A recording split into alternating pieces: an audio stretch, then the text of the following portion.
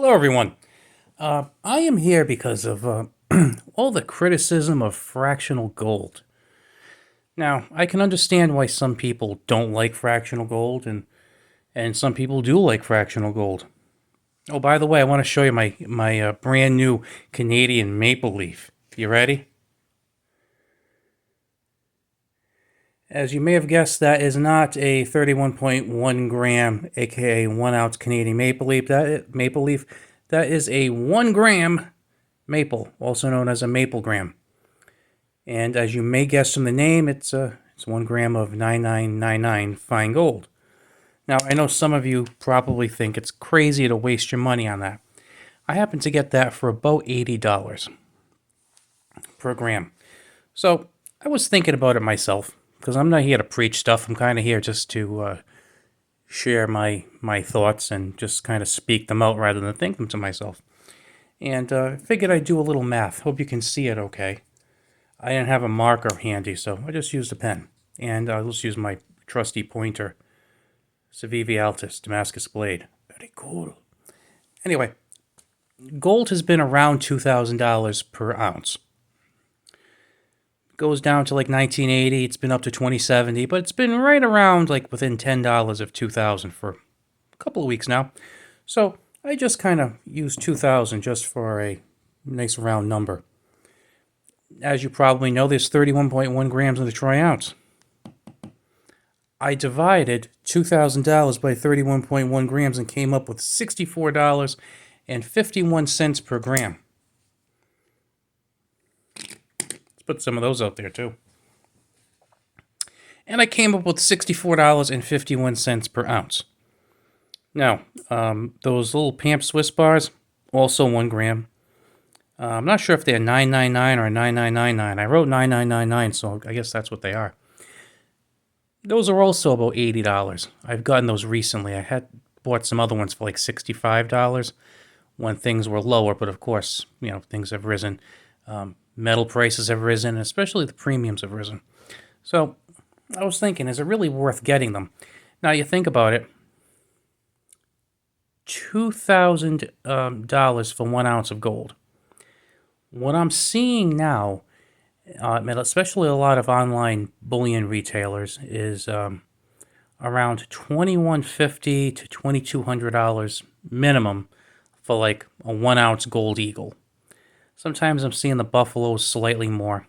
If they're certified, they're a bit more. But I feel pretty comfortable in saying that you'd be hard pressed to find one under $2,150. Now, at a local coin shop, you might get lucky and get something a little cheaper. Totally possible. My local coin shop is very, very reasonable, but even there, the premiums have risen, which you'd expect with the wider market. So you're paying about a 10% premium on that American Eagle. Now, with these, which is also, let's say. Let's make it really easy for me. Let's say it's a $2,000 in gold, $2,200 for the coin. That's a 10% premium. Now, you're paying $80 for a $65, let's say, gram.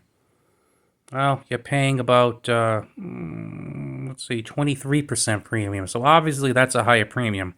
You're paying 23% premium for a bar versus 10% premium for the American Eagle. Yeah. Now, they're both liquid. You could both sell them pretty easily, I think I would say. Now, one thing you might be thinking in your mind is, well, let's kind of do a more apples-to-apples comparison. Let's compare 31 grams, as in 31 1-gram bars.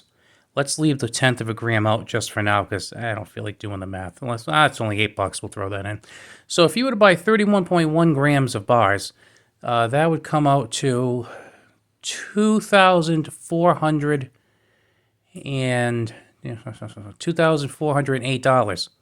So I could have bought, let's say, 1 American Gold Eagle for $2,200 and gotten an ounce of gold, or I could get 31 of these for $2,400. Now I know some of you are saying, "Wait a minute, that's not really apples to apples because bars have a less of a premium than American Eagles." You are correct. You're absolutely correct. Bar might be, under $2,100. Absolutely true. But I think it's still germane to the discussion. I don't mind paying a little bit of a premium. And I know if you're buying an ounce, it's not a little bit of a premium, it's a big premium. It's $200 more. In one hand you're getting an ounce of gold for 2,200, and the other hand you're getting an ounce of gold for 2,400. It's $200. That's not a joke. But there's two reasons why I don't think the fractional is as bad as people make it out to be. One reason is, let me share a station with you. There's this YouTube station. It's called Vermilion Enterprises, and this guy owns a coin shop in Florida.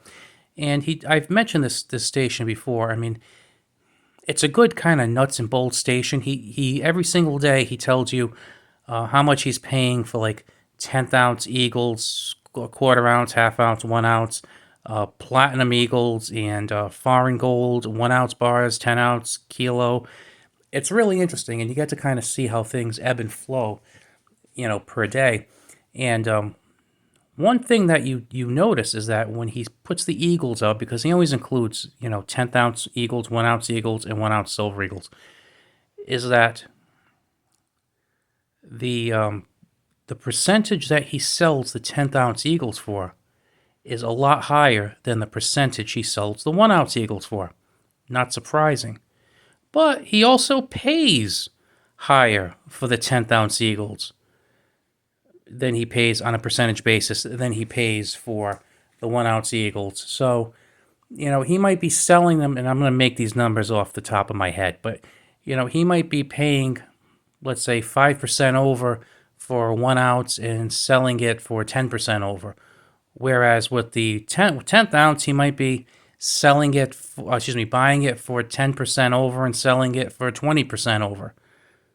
So you really losing that much? I don't think so. As a matter of fact, you might actually do okay. But even if you do lose a little, I'm personally okay with that. Some of you might think I'm crazy. Some of you might say there's no way I would, do that. But here's my issue. Let's say there's a situation where you did need to sell the gold. Now, I know gold's supposed to be kind of your safe money, a long-term money and whatnot. But you never know if something might happen. Stuff happens. Bad stuff happens sometimes. And really, at the end of the day, it's there to protect your wealth. And sometimes you might need that wealth. You might need that protection. Well, do you want to sell a 1 ounce gold coin? I wouldn't. I would rather if I had to sell something, I'd rather sell, a few 1 gram bars or 2.5 or 5 gram. That's what I would rather do. I would rather, because I think we all agree, let's say you need $500 for something. It's probably better to sell like maybe 6 or 7 of these smaller 1 gram bars and not need to liquidate the other 3/4 of an ounce than to have to sell the 1 ounce. That would really stink. And the other thing is, and I fit into this, is I have never bought a 1 ounce gold coin. I just haven't. Like I said, right now, I would be very lucky to find a 1 ounce gold coin for less than like $21.50. I don't have $21.50 to spend on gold. But if I see bars like this, normally he would sell them, my local coin shop would sell them like this for like, say, $80. If they're out of the package, he sells them for $75. He tests them and stuff, so I'm good with that. So I'll buy them for $75 if they're out of the package. That's kind of my my budget. I'll pick up some silver coins. I'll pick up coins for my set because, like I said, I consider myself a coin collector first and foremost. So I'll pick stuff up and I'll pick up 1 or 2 of these. Well, maybe I don't have the money to buy an ounce, or maybe if I did have the money to buy the ounce, I don't want to buy the ounce. Now, again, some of you might say, well, if you don't have the money to buy an ounce, you should wait. You should save your money till you do. Maybe. It's possible I could save up all that money, save up $2,200, and heck, maybe gold prices will go down to 18. I could buy it sooner, and I can save that extra money. That would work out pretty well. But there's also another issue there. Maybe I could take some time to save up $2,200 to buy a gold coin, And while I'm busy saving up that $2,200, the price of gold shoots up to $2,600 and the premiums rise even more. It's actually going to cost me $2,900. Either one could happen, or it could stay basically the same. We don't know. It could skyrocket, it could drop a lot, it could stay the same. We don't know. So in that regard, I think it's actually better just to have these smaller amounts. Or if you're not even saying better, I don't think it's that bad a thing. I think we can all live with the saying that it's really not that bad a thing to buy the smaller amounts. And the other thing is that if I were going to trade this to somebody, I'd expect some premium back on these. And if they didn't want to, include some premium, I wouldn't bother. I mean, if somebody had, let's say, an $80 Morgan dollar I wanted, and they say, "I'll take one of your bars and trade." Okay, I'll give them I'll give them one of these bars, assuming it's today's market and prices, mind you. I'll give them one of these $80 bars that I bought, or one of my, whatnot, and I'm expecting the Morgan. Now, if that person says to me, "Well, gold is $65 an ounce, so I'd want $65. I want your $65 bar and $15." Nope. Now, maybe I could be talked into throwing $5 in with it. I'm not throwing 15 because there's a premium that comes with that smaller fractional. Because there is some utility in it. There's certain utility to trade. I know some people like to keep silver for bartering purposes. Well, guess what? This could be bartered too, and you can do a heck of a lot more with 1 gram than you can with 1 ounce. I mean, unless you're buying something really big. But like I said, just thought I'd throw some of these out there for you to consider. Like I said, these Pamp Swiss bars, I think they're pretty cool. These actually come, if you're not familiar with them, they come on cards of 25. They're arranged in a 5x5 square, and they're stuck together, and you can pull them off. Like I said, I just kind of buy one at a time. These guys here, also, I believe these come in 25 coin cards, and it's, again, 5 squares by 5 squares, so you buy, 25 grams at one time. I don't know if I'd really be interested in that, unless I thought I could flip them for profit. But, no, I think I'd rather just buy these one at a time. Because to be honest with you, if I went into a coin shop and they said, "Guess what, you have like, a $10,000 shopping spree," well, I don't think I'd walk out with all 1 gram bars. I probably would buy some larger pieces of gold. Because I had the money right there and then. And, the other thing, too, is some larger amounts of fractional, not bad to have either. I know I'd really like picking up some of the foreign coins.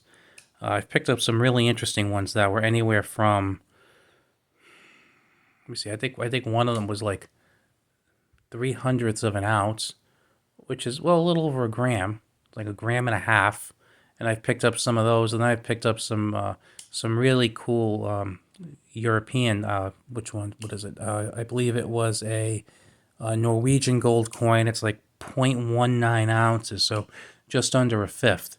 And of course, you know what's really cool, if you don't have any, is our British sovereigns. It's a very popular bullion coin.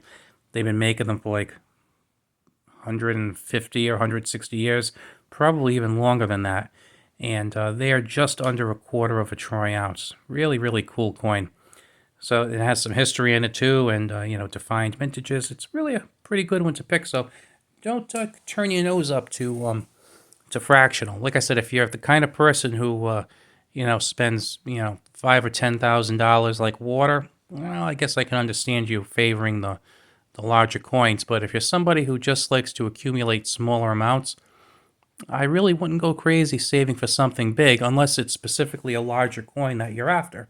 But if your goal is to just slowly accumulate a little gold here and there, I wouldn't feel down if this is all you can get right now, because I sure as heck don't. I don't mind it. I like them. The other cool thing, too, is I just kind of throw them in these little $half holders so they don't get lost. You might have noticed I have them in there. I know that might look kind of weird, but I kind of like to have things, some uniformity. I'm a little weird like that. So, this way, if I have a little teeny tiny 1 gram coin, or I have, like a fifth of an ounce coin, they're all kind of in the same holders. And I kind of like it for storage purposes. But anyway, that's probably more than you need to know. I hope you have a good one. If you enjoy these sorts of videos, please hit the like button so I know. I'll talk to you later.